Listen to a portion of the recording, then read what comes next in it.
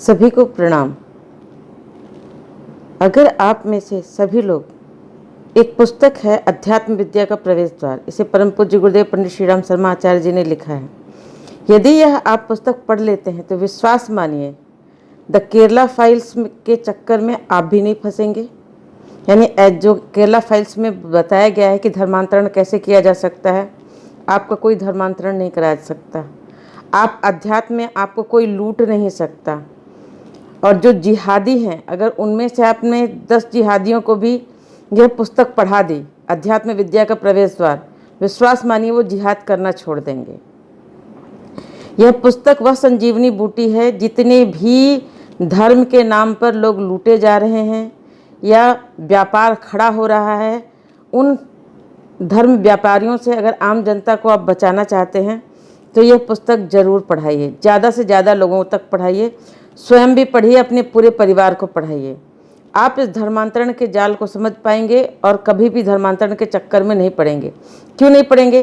क्योंकि जब आपको पता चल जाएगा कि अध्यात्म रियल में क्या चीज़ है, अध्यात्म में प्रवेश की शर्तें क्या हैं। अध्यात्म कहीं पर भी आप जाना चाहते हैं, मान लीजिए आप यहाँ से जाना चाहते हैं, बस स्टैंड में पहुँचे तो बस वाला आपसे पूछेगा ना कहाँ जाना है, आपको ये तो पता होना चाहिए कि जाना कहाँ है। इसी तरह यदि अध्यात्म के पथ पर आप आगे बढ़ रहे हैं तो आपको ये पता होना चाहिए कि आपको अध्यात्म में जाना कहाँ है, पहुँचना कहाँ है, आप कहाँ पर हैं, कहाँ पर क्या गलती हो रही है। ये सारी चीज़ें अगर आप अध्यात्म विद्या का प्रवेश द्वार पुस्तक पढ़ते हैं तो आपको सारी चीज़ें क्लियर हो जाएंगी। इसी पुस्तक अध्यात्म विद्या के प्रवेश द्वार से मैं एक छोटा सा पैराग्राफ आपको पढ़कर सुनाती हूँ। आप समझ सकते हैं कितनी स्ट्रॉन्ग एंड पावरफुल ये किताब है। भक्त भगवान का पिता होता है। अपनी भक्ति द्वारा, साधना द्वारा वह अपने भगवान को उत्पन्न करता है और पुष्ट करता है। इस पुस्तक में परम पूज्य गुरुदेव ने बताया है कि एक ईश्वर के 4 स्वरूपों के बारे में बताया गया है, उनकी 4 अभिव्यक्ति के बारे में बताया गया है। जैसे भगवान तो एक हैं, लेकिन उनकी अभिव्यक्ति अलग अलग क्यों है? क्योंकि हर बच्चे, अगर आपके बच्चे हैं तो बच्चे आपसे प्रश्न पूछ सकते हैं कि अच्छा आप भी एक ही भगवान की पूजा करते हैं, चाची भी एक ही भगवान की पूजा करती है, दादी भी एक ही पूजा करती है, लेकिन आप तीनों को सेम रिजल्ट मिलते हैं, अलग अलग मिलते हैं? ये पूछा जा सकता है। मीरा का कृष्ण मीरा के साथ नृत्य करता था, हम सबका क्यों नहीं करता? द्रौपदी का चीर हरण भगवान श्री कृष्ण ने बचाया, बाकी सबके क्या? तो ये सारे प्रश्न आपके परिवार में, आपके मन में स्वतः उठते होंगे। तो इन सभी प्रश्नों का समाधान यदि आप समझना चाहते हैं तो आपको ये पुस्तक पढ़नी पड़ेगी। इस पुस्तक में भक्त भगवान का पिता क्यों बोला जा रहा है? ये एक रूपक है। रूपक का मतलब ये है कि भगवान जो शक्ति है, भगवान जिसे हम कहते हैं, हम इन भगवान की पूजा करते हैं, वो भगवान रियल में, नाम में तो आप सबके होंगे, जैसे सबके कृष्ण भक्त हैं या गायत्री माता की पूजा कर रहे हैं, लेकिन सबको सेम रिजल्ट नहीं मिल रहे होंगे। उसका कारण क्या है? उसका कारण ये है कि उस ईश्वर में कितनी शक्ति है कल्याण करने की। ये डिपेंड करता है कि भक्त में कितनी भक्ति है। भक्त की भक्ति ही ईश्वर जो भगवान की वो पूजा कर रहा है उसमें पावरफुल बनाती है। इसका उदाहरण परम पूज्य गुरुदेव ने दिया है कि भक्त अपनी भक्ति द्वारा, साधना द्वारा अपने भगवान को उत्पन्न करता है, पुष्ट करता है। जो अपने भगवान को जितना भक्ति साधना का दूध पिलाता है उसका भगवान उतना ही बलवान हो जाता है, और जिस उसमें बल होता है उतना ही महत्वपूर्ण परिणाम उत्पन्न करता है। प्रहलाद का भगवान इतना बलवान था कि खंबा चीरकर नरसिंह रूप में निकल पड़ा और हिरण्यकश्यप का पेट चीर डाला। नरसिंह भगत का भगवान हुंडी बरसा सकता था, परंतु हमारे भगवानों में वह बल नहीं है। क्यों बल नहीं है? क्योंकि हमारे में वह भक्ति नहीं है जो प्रहलाद में थी, जो नरसिंह भगत में थी।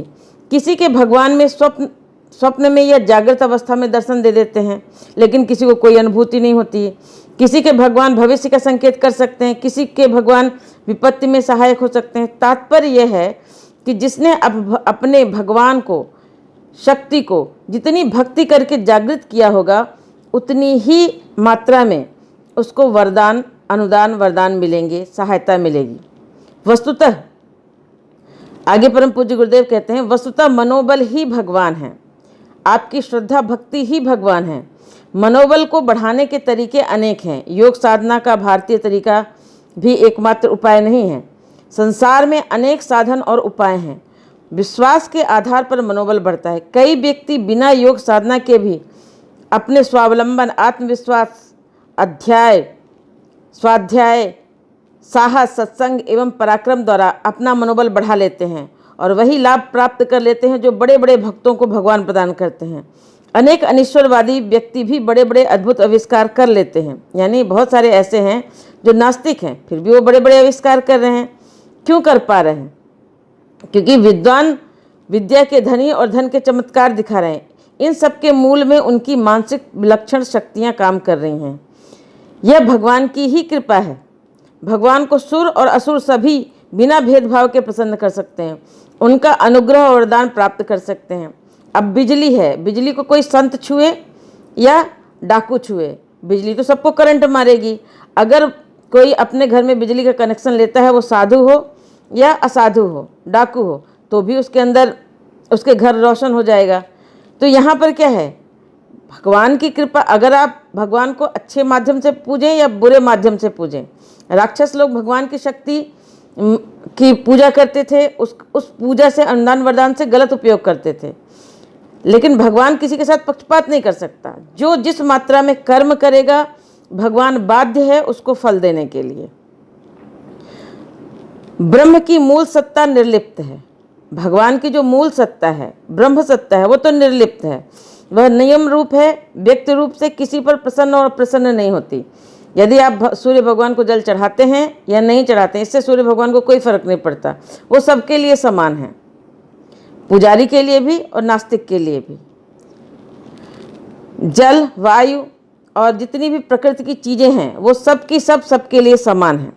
उनमें कोई भी किसी के लिए भी उनके नियम नहीं बदलते। उस पर आराधना, पूजा या निंदा का कोई प्रभाव नहीं पड़ता। अग्नि देवता को गाली देने वाले या पूजा करने वाले में भेद की कोई आवश्यकता नहीं है। अगर आप अग्नि देवता को गाली देते हैं तो भी, अगर आप कुकर गैस जला के अग्नि उत्पन्न करके चावल पकाएंगे तो पका देंगे, आप गाली देंगे तो भी पका देंगे, अब पूजा करेंगे तो भी पका देंगे।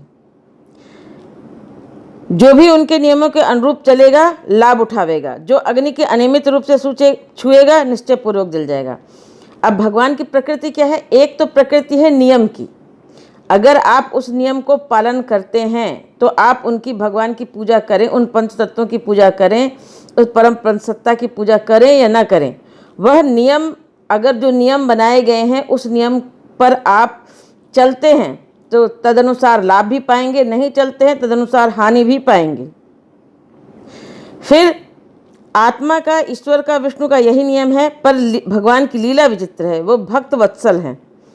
जो जिस भाव से भजता है उसे उसी तरह भगवान अपना असर दिखाने लगते हैं।